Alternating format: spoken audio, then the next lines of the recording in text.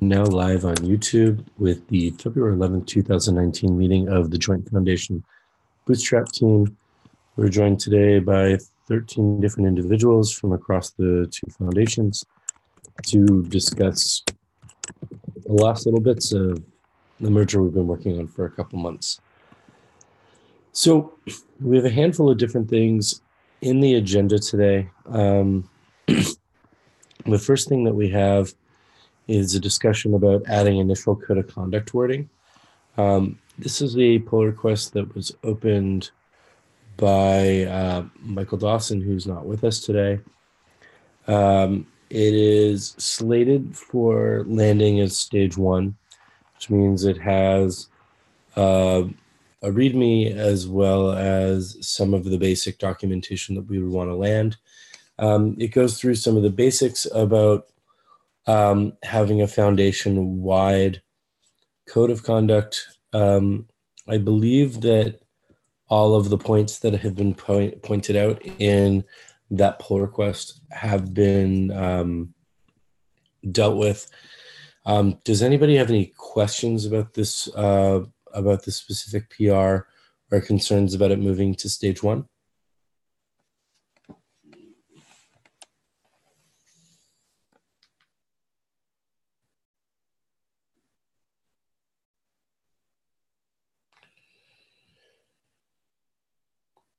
Okay, since we have silence here and it doesn't seem we have a ton to discuss, I think we can go ahead and land it as stage 1, and then any iteration that we need to do, we can do prior to moving to stage 2. Last chance for any objections to that?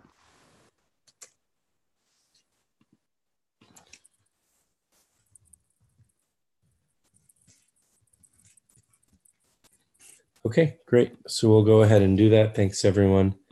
Now we have, for the rest of the agenda right now, kind of a review of open proposals, about 10 minutes for each, and then a bit of time also to discuss next steps. This is something that we can spend as much time as necessary in each one of these.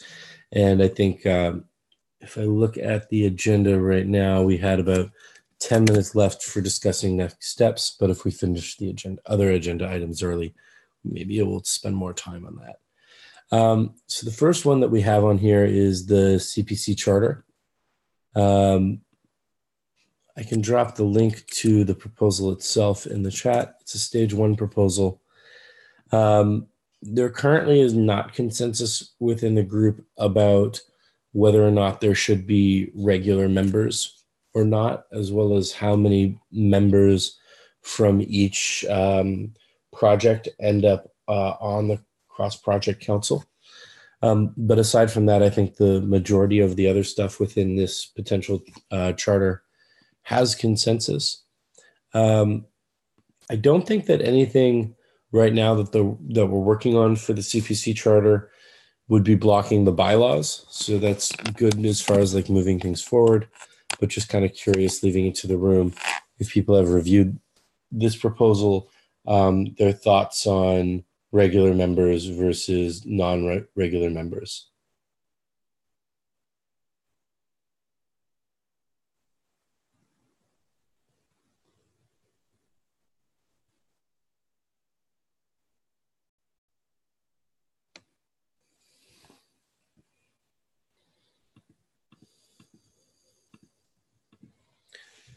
So who was the most vocal proponent of this, Miles?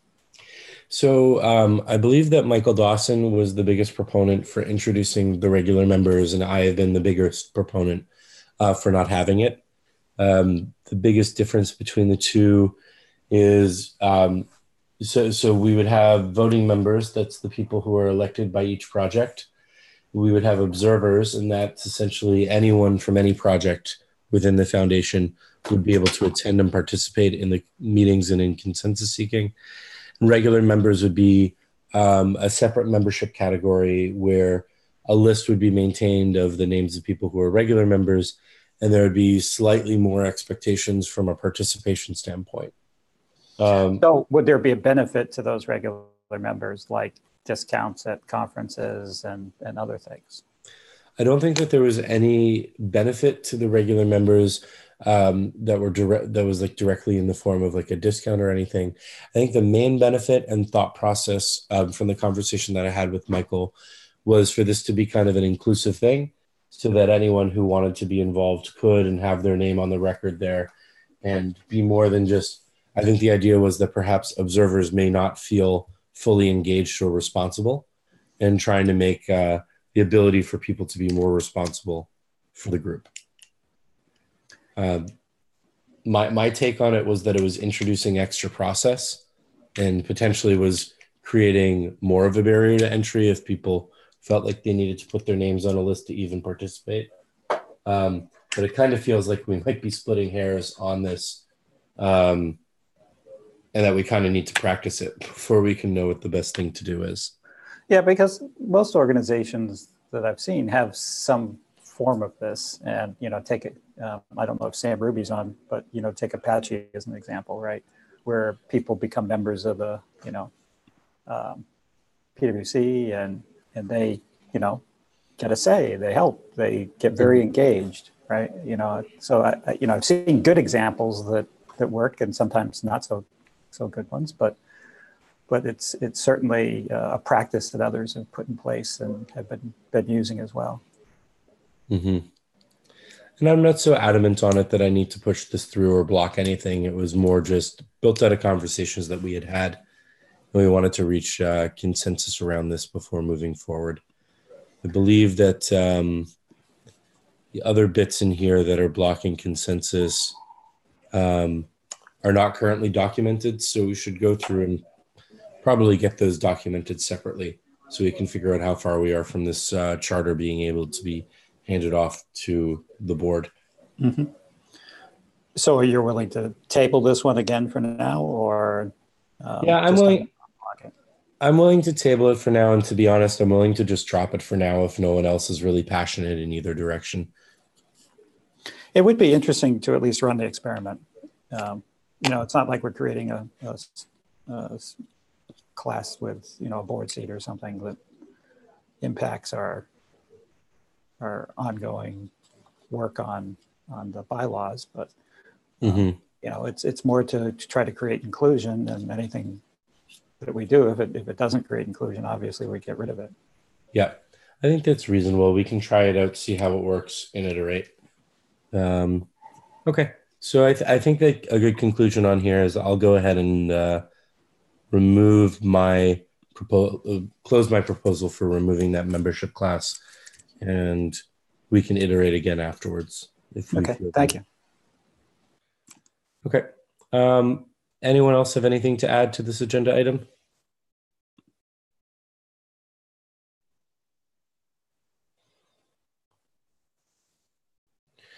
Okay, so we can close this one off and we can move to the next one, which was expectations. The expectations proposal is currently in stage 1, and there is an open pull request to move it to stage 2. That's pull request number 92. So if you take a look, we have 3 sign-offs on this. The only real changes in it are in this pull request in 92 is moving expectations to stage 2 and just breaking out, just fixing some of the headers and breaking out the bits that were stated as unresolved for stage 2. This is the document that we wanted to hand off to the board that has kind of like what the community wants from the bylaws. Initially, this was blocked under Node.js having a board seat and the structure of the C3. I believe both of those have been independently figured out, so I don't believe that they block this proposal from moving forward anymore. Last week, we talked about this document and talked about landing it last week, but decided to leave it open for an extra week to just give people a chance to review it, and there's been no objections. So I think I'd like to make one last call to see if anyone has any comments or thoughts on this document before it's handed off to boards and to the next stage in the process. Does anyone have anything to add or thoughts about this?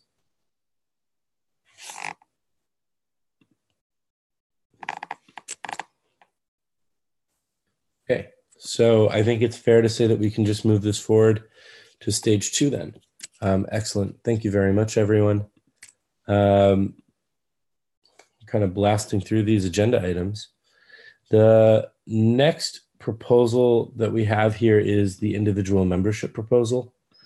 It's currently stage 0, but there is a pull request open to move this to stage 1, and that's pull request number 91. And drop that into the chat. This doesn't really change any of the actual language in there. It just breaks out. The structure had been completely in a README, and so now it breaks the content down into both a README and a separate proposal document. I know that there was still discussion that we were having regarding the individual membership program and whether or not it was a membership class or whether or not it was a chartered group. I believe that Andrew had some suggestions on that, and I think Todd had some feelings around that as well. If anyone wants to add in thoughts regarding individual membership for right now.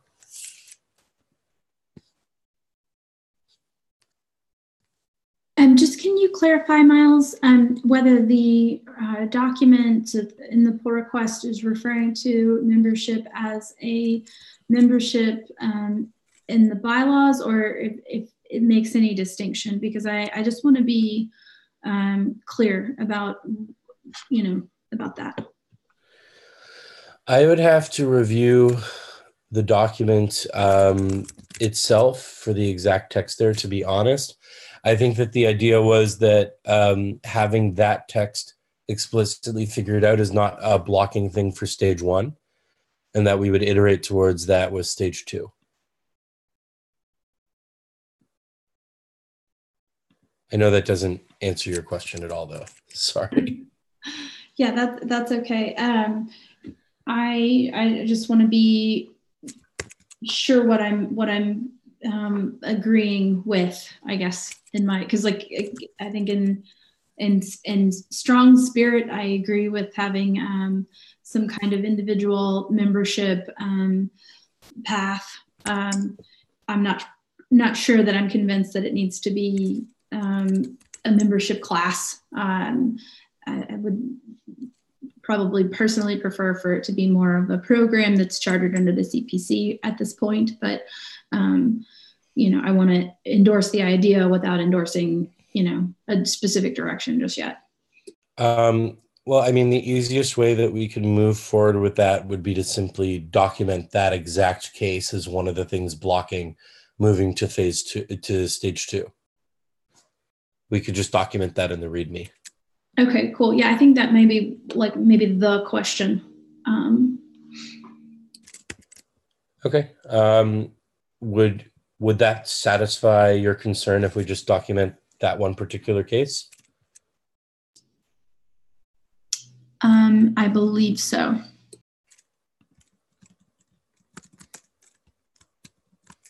Okay, great. Then I will make sure that that is documented and updated in that pull request before it lands. Does anybody else have any particular thoughts on this?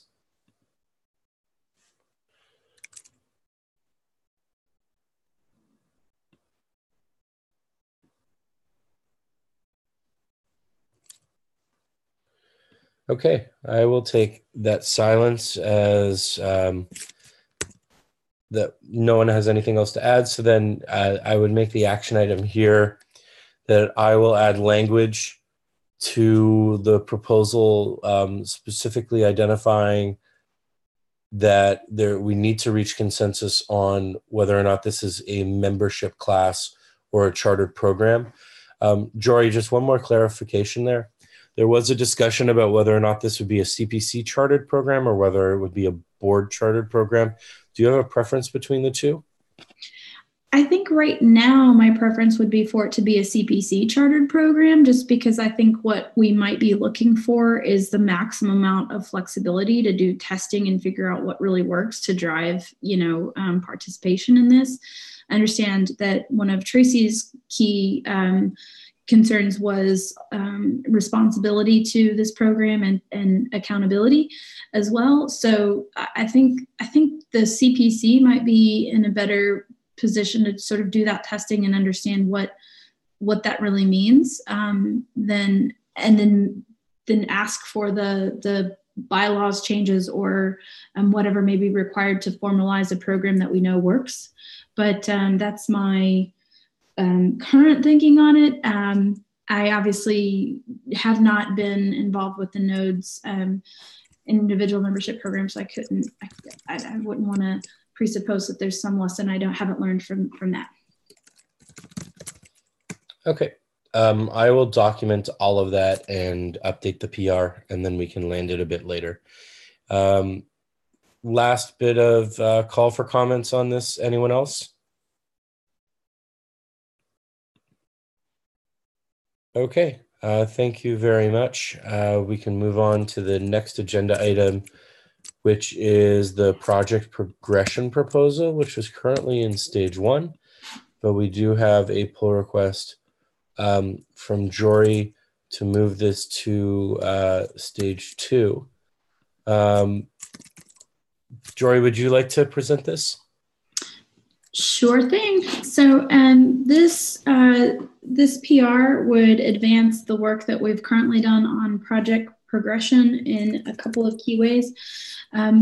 Notably, it changes some of the distinctions that we've been making about what it means to be what we had previously been referring to as a top-level project by requiring a level of open governance, and we've made an attempt at defining what that means in terms of percentage of contributors to the leadership and that sort of thing from certain companies. We started to work more specifically on what is required in a proposal, and there's been a request to figure out more explicit metrics. So current conversation is about what's the balance between explicit metrics for community health, and then also allowing the CPC some amount of flexibility to make those decisions. We also revised the title of the stages, which were previously top level, incubating, and sandbox, I believe, and those have been revised to the impact stage, the growth stage, and the at-large stage, which I think I got positive feedback on that suggested change. We decided at the last meeting to leave this PR open for another week just to allow more time for comment from the broader community. What I have seen has just mostly been around that metrics question. How are we going to really define what some of these acceptance criteria are? That's been sort of like the key thing. It's sort of adjacently, I started the conversation with some of the JS Foundation projects about what stage they might feel their project really fits into. And so the projects have started to put some thought into making a formal request for a specific stage. And that's the update. Excellent. Thank you, Jory. Do you have a timeline on when you're expecting to have some of that information? Or at the very least, do you have some insight into how many projects so far have expressed interest in being a top-level project? Or what's the new term for it in the new progression? Impact. Yes. So how many do we have that are seeking impact, the level of impact right now? I don't know exactly, but my gut is that we'll have 3 from the JS Foundation explicitly say that that's the stage they want to opt into. My gut is also telling me that the majority of them will prefer to be at-large projects, because for them, the interest in being a top level project, as we were previously describing it, was more about being able to participate in the CPC. And since we've changed the charter and the way we were thinking about that to be a more open group, that concern has really been mitigated. They don't feel like they have to be a certain stage in order to make a an impact on the overall organization, and that's made a big difference. But from a timing perspective, we have a all project meeting on the 18th. That's next Monday in the afternoon. I'm hoping to get more folks opted into a specific stage by then, and then internally, I'm giving folks a deadline of the February 22nd to please get back to me with where they want to go. So should be really relatively quick. Excellent. Thank you very much. And so, Troy, I believe that you're looking to move this project progression to stage 2.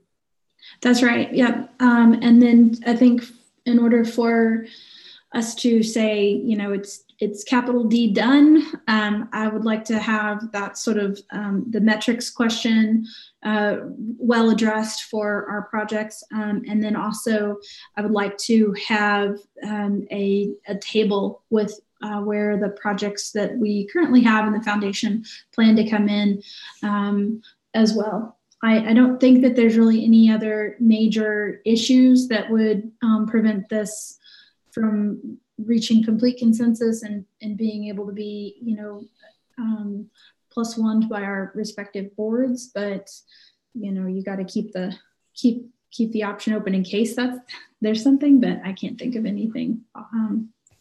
Doesn't seem like there's anything.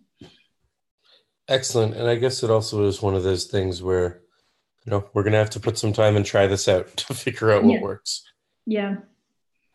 Does anyone else have anything to add regarding this proposal? Any thoughts or concerns, or should we go ahead and land this as stage 2? Stage 2.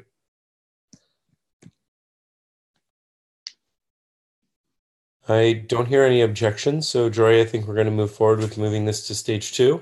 And I think you have it clearly documented on here. So just so everyone knows, there's a section in the README that says what's necessary to get this to stage 3. And it says acceptance of and integration with the Bootstrap CPC, adoption of final stage names and monikers per number 44, which is an open issue around it, and existing project opt-in to selected stages, which is the completion of that list that Jory was saying they were going to put together of what current projects from the JSF, where they want to be coming in as.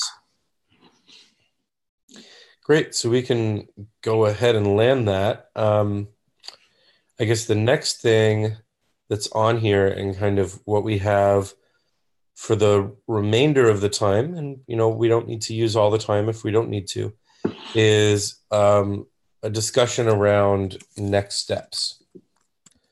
And so to be a little bit more specific about this,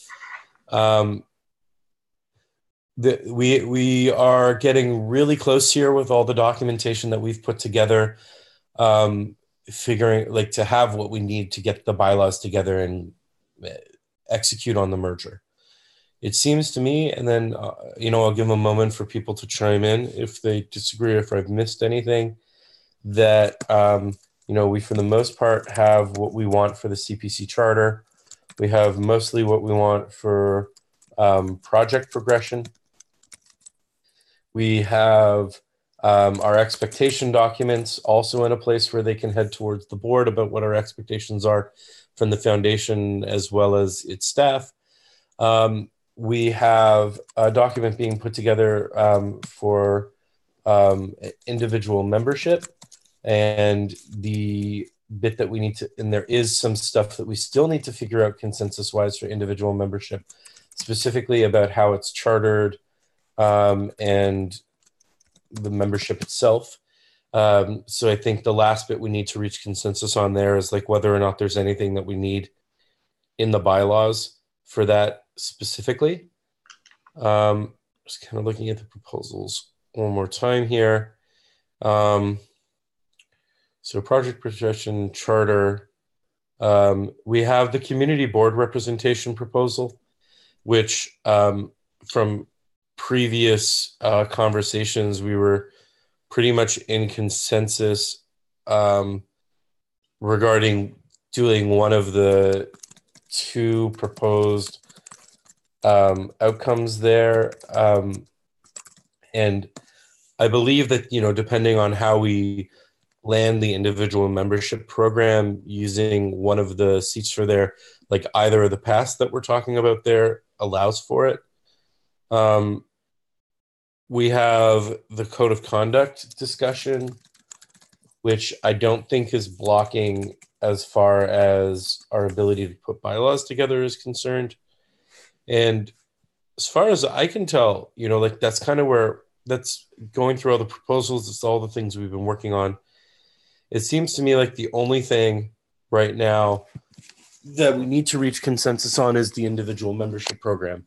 And then we almost have everything done that we need to execute on the merger and start trying out the new foundation related stuff. And I guess the last little bits on the CPC Charter. Does that sound like an accurate description of the space, or does anyone else, is there anything I missed? I think that sounds pretty accurate. And, I think it should be made super clear for anybody who may be listening in and not totally following all of the meetings that, we're concerned about the very specific things that affect the bylaws and the documentation that allows these two entities to become one entity. And then there's the ongoing things that we're going to continue to work on, which we can do,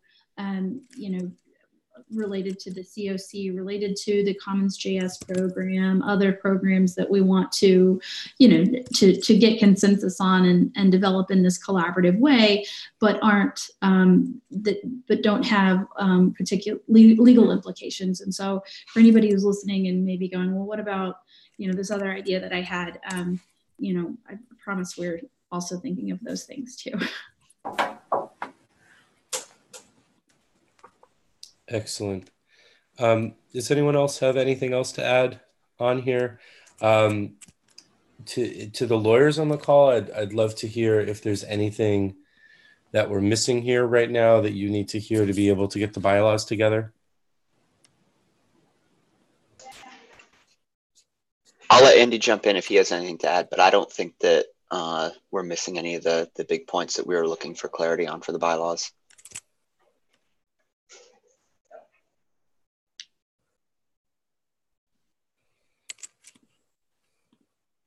Okay, so I guess with that being said, I can throw some dates out that to me make a lot of sense depending on how people on the call feel.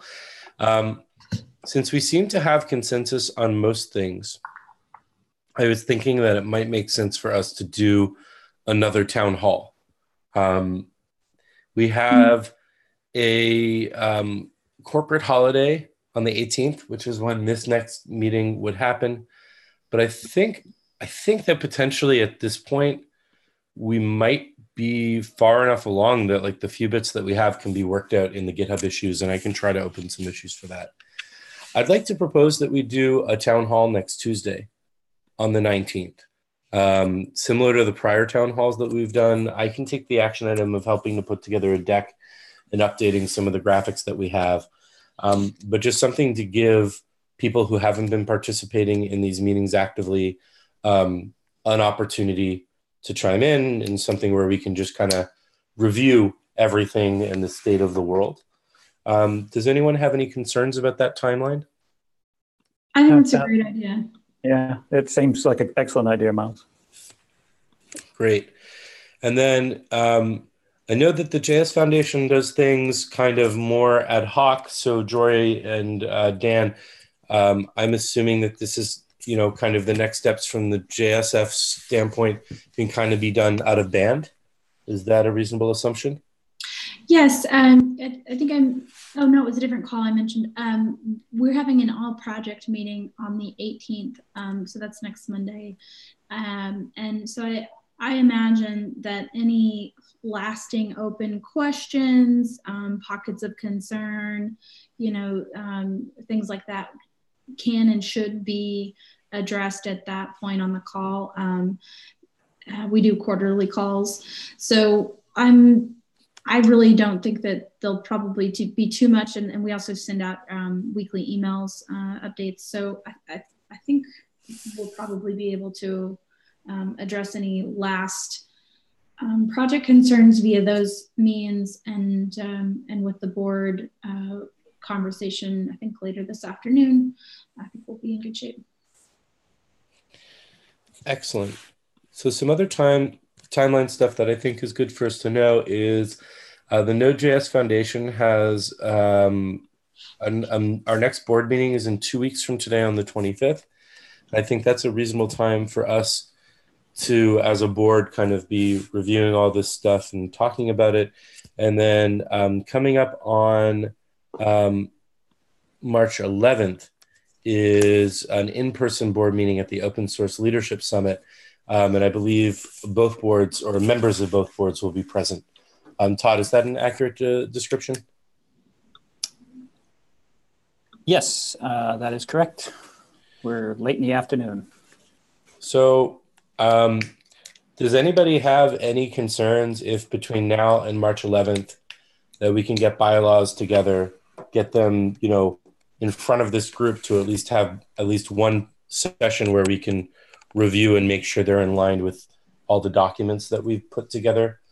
Does trying to have, both of the boards agreeing to everything by March 11th seem like a reasonable timeline to everyone? That'd be, I guess, literally a month from today. I don't see why not. I mean, I think our boards have been fairly plugged in, but I mean, I think it'll come down to if they have any lasting questions or any points they want us to come back and work out. But it seems doable to me. Okay, great. I guess with that being said, the biggest thing that I would want to see with like my Node TSC hat on is making sure that we, have those bylaws in a timely enough fashion that we can get it, in front of the steering committee and in front of different stakeholders who maybe haven't been as engaged. And, we can start a thread offline about that. I know that we have 22 minutes left in this meeting right now, but I'm saying this fairly enthusiastically. Seems like we don't have too much more to talk about. Is there anything that anyone thinks that we should be digging into for the next 22 minutes, or do you think that we can take some time back?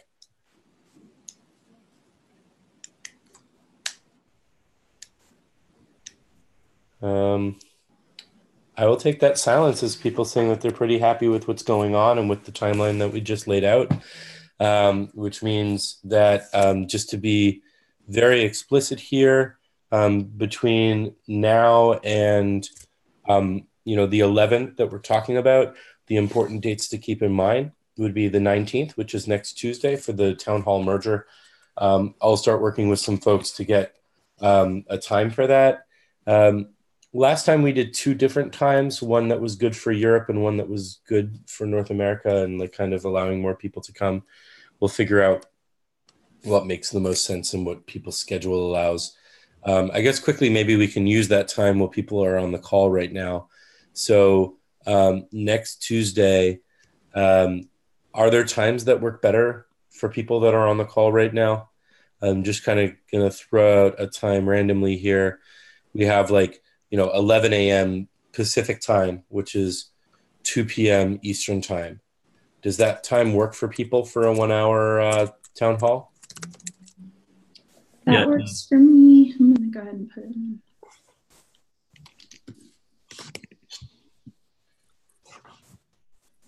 Okay, so let's make that time at 11 a.m. Pacific, 2 p.m. Eastern, the tentative time. For those who are calling in from Europe or Asia or, a non-North America location, does that time still work for you?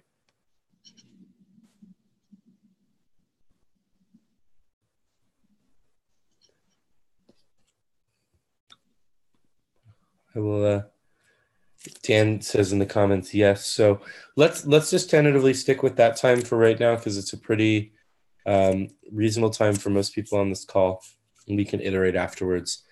And I'll follow up with Sarah and the people from the foundation. So those important dates again are next Tuesday at 11 a.m. Pacific. We would have a meeting on the 25th of February for this group. I guess I'm missing Brett. When is the next Brian? When is the next Node.js Foundation board meeting in February? Give me a moment to pull it up in the calendar. It should be around the 22nd. Oh, it's the 22nd, so it's next Friday. Yeah. So next Tuesday we would have the town hall. Next Friday we would have the board meeting where we could agree on things. Then we would still have 2 times in place where we could have these meetings, the 25th and the 4th. And we could use those meetings to review bylaws. Maybe we would be able to we may only need half an hour of time. We may not even need the whole time. And then the 11th would be when the boards could meet in person. Is there anything else that it sounds like I missed? Brian and Andrew in particular, from like a legal standpoint, was there anything I missed in the process here? So I can't speak for the legal side of it, but one thing that I would note is the JSF actually has a board meeting in about 18 minutes. So Jory and I can bring the freshest information straight out of this call into that meeting. Fresh. Absolutely fresh. The other thing is that for the town hall, we'll make sure that both of the boards are invited to that. At least on the JSF side, and then Miles, I'll work with you to make sure that all the node board are invited to join. Okay, great. Okay. And Miles, the other thing I wanted to kind of related to town hall and getting info out in front of the community, we should follow up soon on maybe doing a joint blog post. Yeah, that's a really great idea. Excellent. So I think we can wrap up the call now. I have one more thing to add just after we go live. So if people could stick on the call for 1 second, that would be great. Thank you everyone for all the time you put into this. It's paying off, and it's really amazing that we've gotten as far as we have, and where we are at now. So thank you for all the hard work, everyone. Thank you, Miles. Thank you, Miles.